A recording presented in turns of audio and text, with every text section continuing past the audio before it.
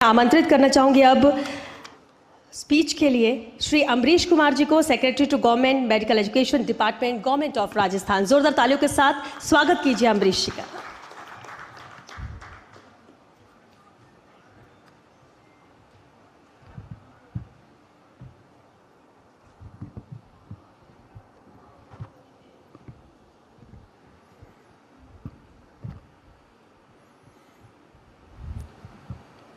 माननीय मंत्री महोदय, प्रिंसिपल सेक्रेटरी मैम, मंच पर उपस्थित गणमान्य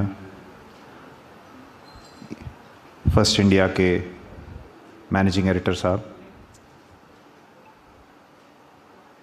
आज मैंने यहाँ चर्चा सुनी चिकित्सा एवं स्वास्थ्य में राजस्थान का भविष्य, प्राइवेट सेक्टर को क्या समस्याएं आ रही हैं। इसमें दो बातें कहना चाहूँगा। पहली बात तो स्वास्थ्य जो है वो एक सामान्य प्रक्रिया है, चिकित्सा स्वास्थ्य बिगड़ने पर की जाती है। तो हमारी पूरी चर्चा चिकित्सा के ऊपर है, तो चिकित्सा पे ही बात करेंगे, स्वास्थ्य पे बात नहीं करेंगे। स्वस्थ रहने के लिए तो यदि आप व्यायाम करें, अच्छा खाना खाएं और अच्छी दिनचर्या रखें तो सामान्यतः स्वस्थ रहता है व्यक्ति। तो वहाँ पे हम नहीं जाएंगे, चिकित्सा पे बात करते हैं। चिकित्सा में राजस्थान में तकरीबन 47,000 बेड्स गवर्नमेंट सेक्टर में हैं और 46,000 बेड्स प्राइवेट सेक्टर में हैं। लेकिन यदि किसी की जेब में भी पैसे हैं तो वो आज की डेट में गवर्नमेंट सेक्टर में जाना नहीं चाहता है। तो आज हमारी प्राथमिकता ये रहेगी कि सरकारी तंत्र में भी यदि आप कहीं पर जाएं तो हम आपको एक प्रिडिक्टेबल लेवल ऑफ सर्विस दे पाएँ। आज सर्विस अच्छी भी है, ख़राब भी है, कहीं कहीं बहुत अच्छी है, कहीं कहीं बहुत ख़राब है। लेकिन कहाँ अच्छी है और कहाँ ख़राब है इसके बारे में प्रिडिक्टेबिलिटी नहीं है। तो प्रिडिक्टेबल लेवल ऑफ सर्विस हम जनता को दे पाएँ, उसके लिए हमने कुछ बिंदुओं पर पहल की है। सबसे पहले तो सरकारी अस्पतालों में हमने एक सफाई अभियान चलाया है और मेंटेनेंस अभियान चलाया है, जो एक नियमित रूप से सरकारी अस्पतालों में सफाई और मेंटेनेंस रहे। उसके लिए हम उसमें एक आमूल चूल परिवर्तन कर रहे हैं, जो आपको अगले 3 से 6 महीने में उसका इम्पैक्ट दिखना शुरू होगा। दूसरा, जब आप सरकारी अस्पताल में ओपीडी पे जाते हैं तो आपको ये नहीं पता कि डॉक्टर साहब कितनी देर में आपसे मिलेंगे, उस तरह की व्यवस्था नहीं है हमारे पास। तो इसलिए भी वहाँ पर भीड़ का माहौल रहता है, क्योंकि जब आपको पता ही नहीं कि आप क्यू में कितने नंबर पे हैं और आपकी बारी कब आएगी, तो निश्चित रूप से आप बहुत ही अर्जेंटली आए हैं एसएमएस जैसी जगह में, तो आप बैठ के इंतज़ार करना चाहेंगे, ऐसा नहीं हो कि आपकी बारी नहीं आए। तो उसके लिए हमें क्यू मैनेजमेंट सिस्टम इम्प्लीमेंट करने जा रहे हैं, जिससे कि मोबाइल पे आपके एसएमएस आएगा जो आपको बताएगा कि आप क्यू में इतने नंबर पे हैं और आपकी बारी 40 मिनट में आएगी या 1.5 घंटे में आएगी या 15 मिनट में आएगी। तो उससे भी जो एक भीड़ का माहौल रहता है, वो माहौल में रिलीफ होगा सबके लिए, डॉक्टर्स के लिए भी और स्टाफ के लिए भी और पेशेंट्स के लिए भी।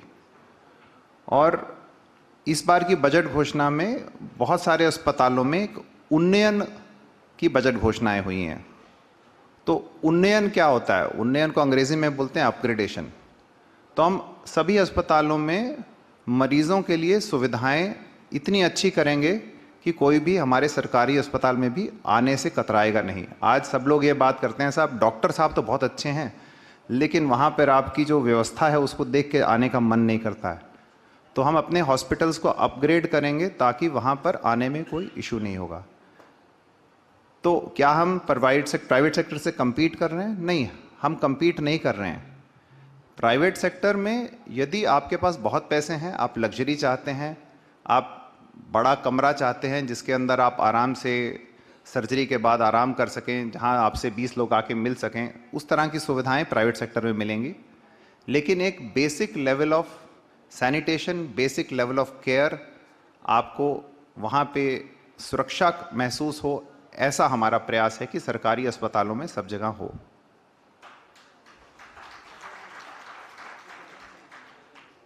और अभी एक बिंदु उठाया गया था कि सरकारी अस्पतालों में क्या लोगों को सुरक्षित महसूस होता है, उसके लिए भी हम सिक्योरिटी सिस्टम पे काम कर रहे हैं। सब गवर्नमेंट इंस्टीट्यूशंस में, मेडिकल कॉलेजेस में, अस्पतालों में सीसीटीवी कैमरास पहले भी लगे हुए हैं, लेकिन उनको हम प्रॉपरली लिंक कर रहे हैं और उनको एक कमांड एंड कंट्रोल सेंटर से लिंक करेंगे जिसकी नियमित रूप से मॉनिटरिंग होगी। और इसके लिए हम प्रोफेशनल सिक्योरिटी की बात करिए तो बीप होना शुरू हो गया। प्रोफेशनल सिक्योरिटी एजेंसीज का सहयोग लेंगे जिससे कि सिक्योरिटी व्यवस्था पे जो पैसा खर्च हो रहा है उसका एक्चुअल जो एडवांटेज हो वो लोगों को मिले। So we will be engaging with security professionals जो इसको एक व्यवस्थित रूप से सिक्योरिटी को चलाएंगे। सिक्योरिटी में जो पुलिस का रोल है, पुलिस का रोल प्रिवेंटिव सिक्योरिटी में नहीं होता है, क्यूरेटिव में होता है ना। एक बार कुछ घटना हो गई तो पुलिस को तत्काल पहुंचना चाहिए, लेकिन घटना न हो उसके लिए एक सुरक्षा व्यवस्था चाहिए जो कि एक सुरक्षा व्यवस्था बनाने से बनेगी। उसके ऊपर हम काम कर रहे हैं, वो भी आपको अगले 3 से 6 महीने में उसका इम्पैक्ट दिखना शुरू होगा। और एक हम सरकारी हॉस्पिटल्स में अपॉइंटमेंट सिस्टम शुरू करने जा रहे हैं जिससे आप मोबाइल ऐप के माध्यम से और एक कॉल सेंटर के माध्यम से अपॉइंटमेंट ले पाएंगे। आपके आसपास कहाँ पर डॉक्टर उपलब्ध हैं, कौन सी तारीख को कितने बजे की अपॉइंटमेंट मिलेगी, ये आपको मोबाइल ऐप पे पता लगेगा और आप उसको बुक कर पाएंगे। और हम ऐसी व्यवस्था करेंगे कि उस अपॉइंटमेंट को एक्चुअली रियलिटी में ऑनर किया जाए। आज प्राइवेट हॉस्पिटल में भी यदि अपॉइंटमेंट मिलती है तो डॉक्टर साहब उतने बजे देखेंगे, इसके बारे में किसी को नहीं पता है। मैं खुद प्राइवेट हॉस्पिटल्स में जाकर 4-4 घंटे 6-6 घंटे वेट किया है मैंने डॉक्टर साहब से मिलने के बाद। फिर एक टेस्ट होगा, फिर कुछ और होगा। तो हम इस पे भी काम कर रहे हैं, हम इसकी मॉनिटरिंग कर रहे हैं कि यदि एक पेशेंट हॉस्पिटल में आता है तो ओपीडी रजिस्ट्रेशन से लेके जब वो अस्पताल से बाहर निकलता है तो उसने अस्पताल में कितना समय बिताया, तो वो समय को हम कैसे कम कर सकें उसके ऊपर हम मॉनिटरिंग कर रहे हैं और उसको हम हॉस्पिटल्स को रीऑर्गेनाइज कर रहे हैं। तो ये राजस्थान के सरकारी अस्पतालों का भविष्य है जो आपको एक शॉर्ट और मीडियम टर्म में इसके रिजल्ट्स दिखने शुरू होंगे। लॉन्ग टर्म में क्या होगा, अभी इस विभाग में आए हुए 1 महीना हुआ है, शायद आपको मैं 6 महीने बाद बता पाऊंगा कि लॉन्ग टर्म में क्या विजन होगा। ये तो इमीडिएट इश्यूज हैं जो दिखते हैं और जिनका समाधान होना चाहिए और हम कर पाएंगे। माननीय मंत्री महोदय ने हमें बहुत गाइडेंस दिया है, सीएम साहब ने गाइडेंस दिया है कि हमारे अस्पतालों की व्यवस्था बहुत अच्छी होनी चाहिए।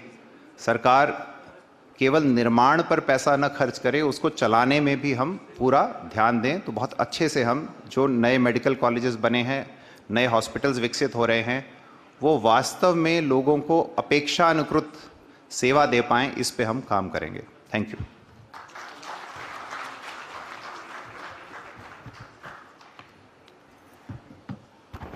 बहुत शुक्रिया श्री अमरीश कुमार जी, क्योंकि बेहद अहम बातें आपने कही और ये हकीकत है गवर्नमेंट हॉस्पिटल को लेकर भी जिसका आपने अभी जिक्र किया।